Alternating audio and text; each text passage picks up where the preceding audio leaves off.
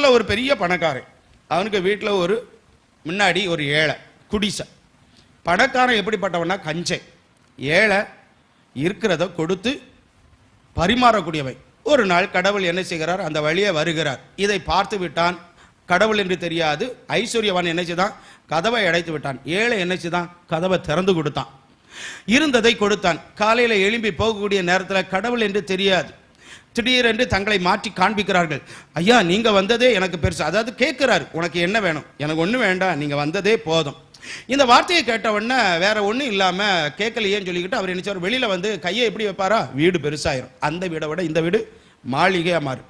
காலையில் எழுப்பி பார்க்குறேன், என்னடா நடந்துச்சுன்னு சொல்லிக்கிட்டு ஓடி வாரம் ஐஸ்வர்யா. என்ன என்ன அது, இப்படி வந்தவர்கள் கேட்டார்கள், வேண்டாம் என்று சொன்னேன், அவர்கள் இப்படி மாற்றி விட்டு போய் எந்த வழி போனா, இந்த வழியே தான் போனாங்க.